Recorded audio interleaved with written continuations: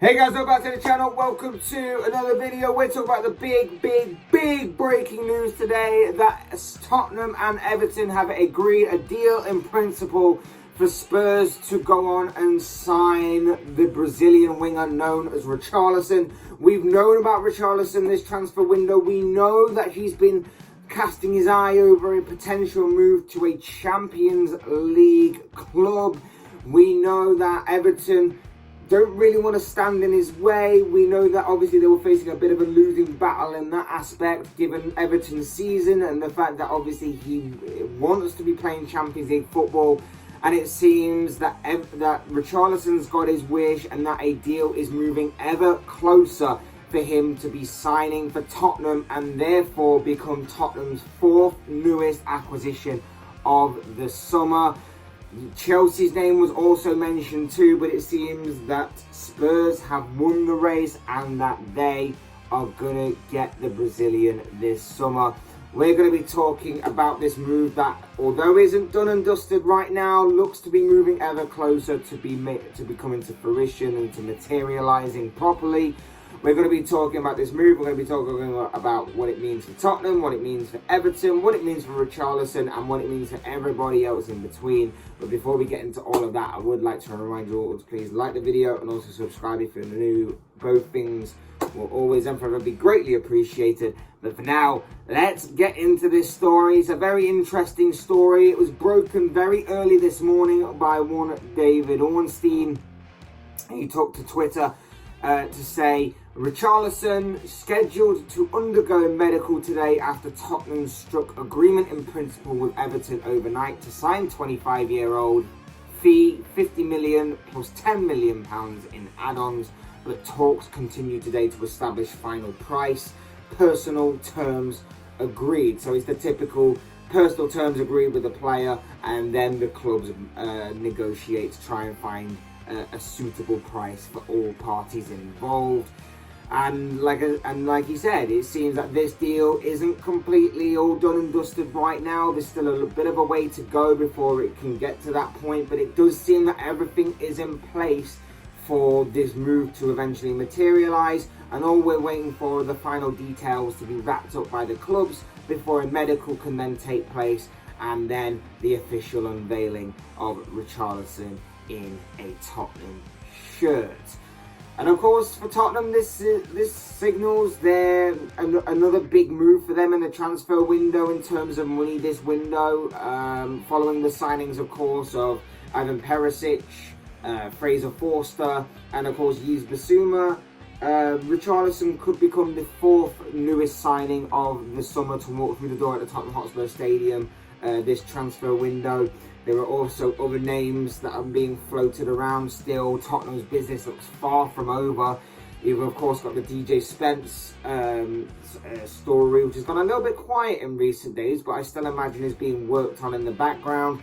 There was also news of Clement Lenglet, I think that's how you pronounce his name, from Barcelona. That deal appears to be on the cards, a loan deal at that, but still a deal nonetheless. So it's still a very interesting and intriguing transfer window still yet to unfold for Tottenham. We all knew that there was going to be a big sort of overhaul with the squad. There was going to be plenty of outgoings and plenty of incomings as Antonio Conte looked to really stamp his mark and make his authority known on this team to try and mould them into his image ahead of what's going to be a very big season for everybody involved. But we all knew that there was going to be a lot of overhaul with this squad, and that is obviously what it's proving to be.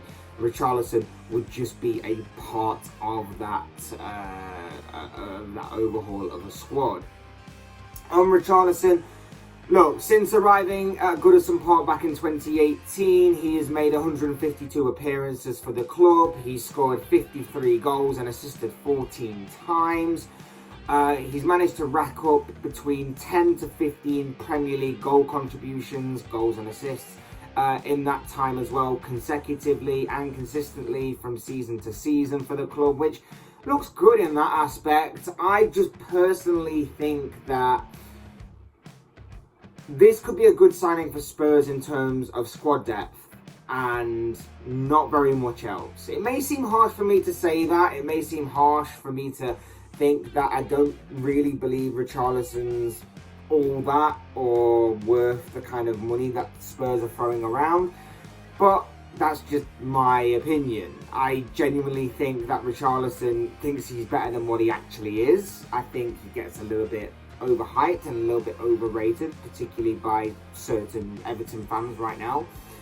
And I think that the money being talked about is just, like I say, I just don't think it's worth it. That's not to say there aren't good points to his game. I will always be honest and fair. I do think there are some good points to his game. For one, he's versatile, and I will constantly and consistently say this. If you want to survive or play for the better clubs in world football, you need some sort of versatility about you. Richarlison definitely has that. He can play anywhere across the front three. He's more effective, of course, on the left wing, in my opinion, but he can also be a viable figure on the right wing. He can also play through the centre, and he can also play very well there.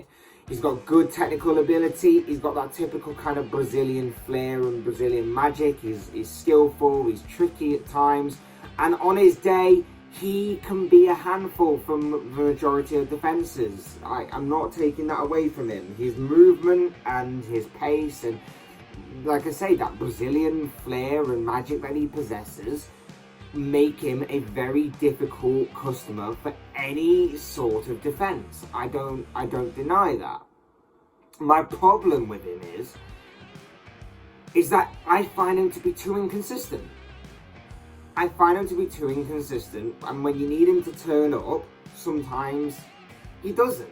Or sometimes he doesn't. I don't think he contributes enough to the Everton side. To say that he was the main guy or one of the main guys in that team, I just don't think he contributes enough to the main team in terms of output.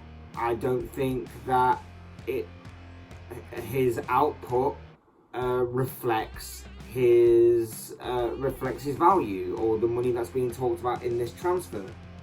I thought 40 million to take him from Watford to Everton several years ago was a bit excessive then, and he hasn't necessarily justified that price tag. And I don't think this one either has justified it. This 50 million has either. I think it's a little bit too excessive.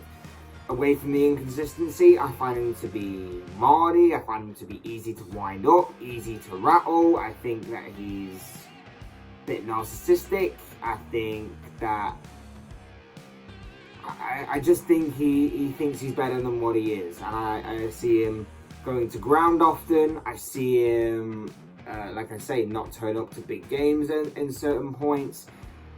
I find him a little rash, a little rough around the edges. I just think that although there are good points to his game, there are plenty of bad points as well. And don't get me wrong, I understand why Spurs will be going for him. Spurs need players, Spurs need to add depth to their squad. And yeah, maybe for a few games here and there and everything that obviously he would bring to Spurs, maybe it is a good signing, because let's face it, it works out for all parties involved. Spurs get their player to add depth. He gets to jump at the opportunity to play Champions League football. Everton get a pretty pricey fee for him. It works out for all parties involved. Like I say, I just think there are more bad points than the good points here, and you know, maybe it will work out. I just don't really see it working out that well. He's also more effective on the left wing. That's where Son Heung-min plays, obviously. He doesn't get into the first team over Son Heung-min, and if he does, then there's something seriously wrong with Antonio Conte, and I'll be calling him into question. However, of course, there are 5 subs to be considered this year. 5 subs. So it does mean that he'll be getting plenty of game time, whether it's off the bench or whether it's coming off to make way for Son or whatever it may be. He'll be getting some play time, and like I say, adds to the whole adding depth thing, which is going to be key this year more than ever. Due to the 5 subs, due to, obviously, for Tottenham personally, having or competing on multiple fronts, at least for the beginning of the season. So yeah, I can understand why they go for someone like him. I just, like I say, I find it just to be a bit excessive in terms of price range. But look, whilst I've said all of that, whilst I've been maybe in some people's eyes maybe a little bit harsh on him, maybe I've not been completely fair, I have tried to be. I have said, like, some of his attributes are good, and I think that they will fit in with Tottenham. I think some of the kind of things that he does will fit in with Tottenham's style, and I don't think he'll be a complete waste of time or a complete waste of money. I actually do think that, whilst I don't personally agree with him or find him to be a little bit overrated, shall we say, I do think that some of the attributes and qualities that he possesses will fit in with his Tottenham side in terms of his pace and his trickery, and the way that obviously he is, to an extent, Premier League proven. But maybe the Brazilian can get better. And I say that because obviously with him playing in a better team, with him playing on a better stage like the Champions League for Spurs this season, and with obviously playing under a better manager in Antonio Conte, maybe he was just waiting for this moment to elevate his game.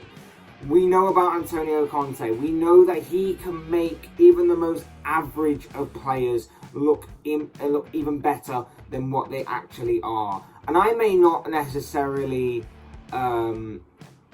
agree with this move, but when he's 25 years of age, is on the cusp of entering into his prime, he's got plenty of years ahead of him, Conte can definitely make him better than what he actually is, and maybe he was looking for this kind of move to unlock that potential within him. I think Spurs, like I said again, I think they were paying over the odds for someone who I believe thinks he's better than what he actually is, but I can also see in certain aspects, and with what I've already talked about and spoken about, why Spurs would take him. Adding into depth in their squad, he's Premier League proven, he's young, he's got something to his game, if not all that consistent in my opinion. I can see why Spurs would take him. I just personally think he's a bit overrated, and I think the price tag is a bit excessive